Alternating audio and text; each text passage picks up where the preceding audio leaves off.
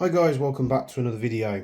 We'll try and keep these videos, like I said before, going up daily, but if I don't panic. I'm just taking a bit of time to perhaps do the orders that you guys have been putting through the website. Thank you very much for that. The MDR and the MWS nub have been very successful, so I appreciate the support. But today we're looking at the Silverback MDR again, and this is the standard handguard which comes with your MDR. Pretty bog standard. It's nice tough plastic, very well designed, a little bit loose sometimes. You just tighten these screws up, which you'll have seen in my review anyway. But I've been hell-bent on trying to get, apologies for the gloves, that'll be apparent why in a minute. I've been hell-bent on trying to get a Micron kit, and I've been trying to get one from the States for my personal rifle, and I've exhausted every type of avenue. I've gone through UK distributors, then they wouldn't talk or deal with me, so I had to go through their recommended retailer, and you know, they don't show any of this stuff on the website, their websites, and to be honest with you, they probably wouldn't stock it anyway. So the next option I had is I'm going to have to do it some other way, and I'd been speaking to a chap, and he managed to get me a set of 3D CAD files. Don't know the origin. He could have made it, he could have took it from elsewhere, I'm really not too sure. It was basically just a base of this handguard, so it's just a 3D file of what this was.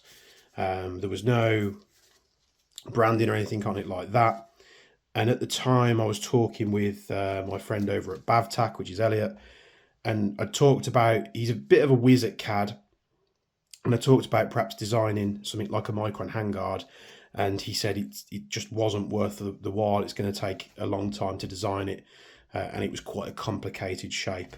So I managed to get the file from a person who, you know, doesn't want any sort of recompense for it. We'll just call him the unsung hero. That got me the 3D file for, I think, an imitation of the real handguard, because it does have quite a few differences to the airsoft version. So I took this file, spoke with Bavtac. He said he could help me out. We got on like a Discord call, and I started relaying some of the dimensions and the differences in the file. We got that nailed down, or he did, and then what we did is we took it and we shortened it and came up with this. This is the Nano handguard. And it's basically a bit of a cross between the standard handguard and the Micron. It's taking a loose design of the original and just shortening it down, keeping the M-lock, making sure that all still lines up. And Bavtac did a very good job. He did a very good job in the short time that he had to work on it. So this is the Nano handguard. And if we look inside, you're going to see a little bit of damage here and there. Just where I was trying to, basically I put it on the rifle and I just give it a good whack to find out where the handguard was fouling, because it's a bit of a difficult thing to see when it's on the rifle. This is the version 1. You'll see it says test on there. This was the original file, and you'll see there are some differences. This part's different. The main sort of dimensions inside are different.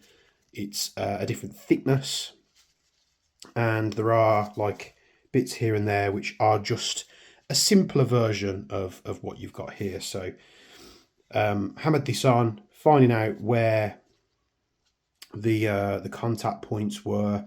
When I went back into Fusion myself and just started to try and clean up some of this and sort of do a bit of clearance. And then this is a very rough, this was actually a failed print. But I just wanted to see if I was on the right track. So on this one, I played about with putting a channel in here for the clip for the pin. We're still fouling on here that you see, and it was still stopping the handguard from going on properly. So that leads me to, and you'll see the way this was printed was like that, which isn't the correct, like flat, isn't the correct way to do it, but it was just a fast print to see if the changes were being made. So it was done in a way to do it, just print it as fast as possible. So I think that took like a couple of hours to do. That came off, I checked it, seen where I was on the right track. I'd moved these dimensions forward to clear it a little bit more. and cleaned up this section here. Took that away. I put another one on the printer today, which is now, I suppose, the version 3. But you'll see, we're getting a lot closer, and you'll see this print orientated in the resin printer correctly is a lot cleaner. There are a couple of rough areas on the top here where the supports I don't think were quite right, but we're getting much closer. Obviously you'll have to ignore the outer barrel here, because this is obviously going to have to be turned down, but this is the Jaeger Precision Nano handguard, and we're almost there. There's a few tight tolerances here and there. I think I'd rather it be tight than loose, and you can see why when they've done this handguard, why they made the mount holes a lot looser. So you'll see when this goes in, it can really wiggle around. If you put this pin into the multi-jet fusion handguard, the tolerances are much tighter, but obviously with the resin printer, because it has to do it a certain way, and you do get a little bit of shrinkage, the pin is a little bit too tight. But I think once this goes for MJF, then I think we'll be on to a winner. That pin stops rolling down the blooming bench.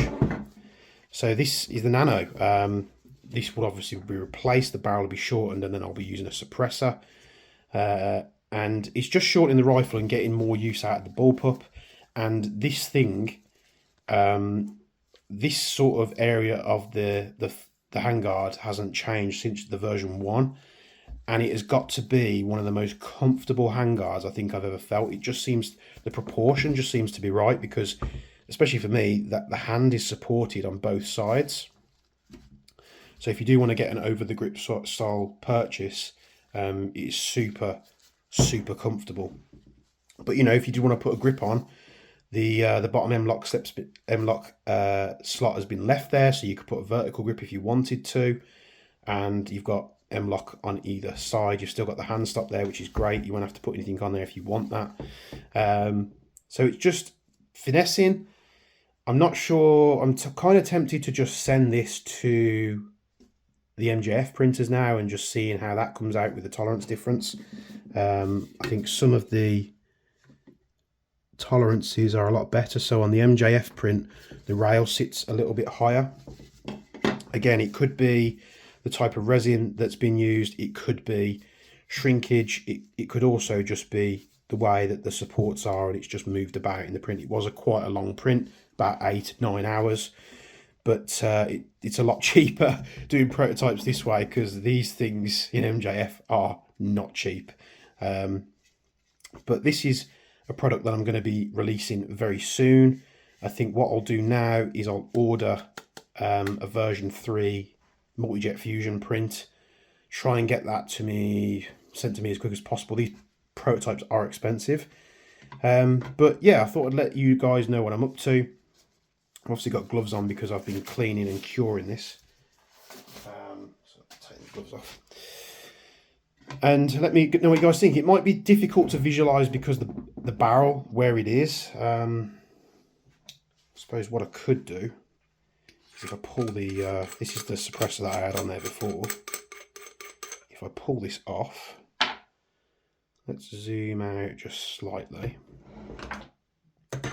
This will be what it looks like. So you've got the shortened handguard there, and then we'll have the suppressor on the front. And, you know, that is the way I want the rifle. If the product's successful, I might do one that's, you know, maybe even shorter, start playing around. Once I've got the internal dimensions and the sort of the CAD set for that, so it comes out and it's nice, you know, then we can start toying around making perhaps longer handguards. I've been asked for that, suppressor style handguards. I'm not sure, you know, if this does become a product, and you'll see this is thinner than this handguard. So this plastic's a lot thicker. It's, you know, injection molded. Multi-jet fusion, even though it's thinner, it's really not much not got a lot much more flex in it. We could strengthen it by, you know, sort of changing this sort of area here. You'll notice it also doesn't have the cutouts here that the standard handguard has, but I think that's a cleaner look. And yeah, if this goes ahead, what I'll probably do is get them printed in black, and then we can offer them as a black handguard, and then perhaps we'll Cerakote some in like a flat dark earth for the tan boys out there. You can see obviously the print on this. Ignore the white. I think it's just a post-processing thing. It is very smooth and very comfortable, and I'm super excited about this. This is hopefully, time frame wise, not too sure how long this is going to take, because to get to this stage, when I set this after for 3D printing, the lead time was about 7 to 12 days. It actually ended up taking like 3 or 4 weeks. So perhaps the next prototype I'll express it, if I can. Once the express one comes and it fits, happy days, we can start doing pre-orders and such, because these, if I don't order these in the right quantity, they are going to be expensive. And when the file's there, you know, perhaps we could look at different styles, like different manufacturing methods. Who knows? The possibilities are endless. Let me know what you think of this nano handguard. It's sort of an in-between of the standard and the micron. And yeah, I really do like it. Doesn't match it up to the rifle very well in this this really light grey. This was an abomination that was just a stepping stone. Something really wrong went in this one, so this one's going to go in the bin. So yeah, little video for you guys to let you know what I'm up to. Thank you for the support as always, and thanks for chiming into this YouTube channel. I'm trying to put out as much content as possible, but keep it relevant. So thanks for sticking with me for this lengthy video, and from me and Bench, I'll see you in the next one.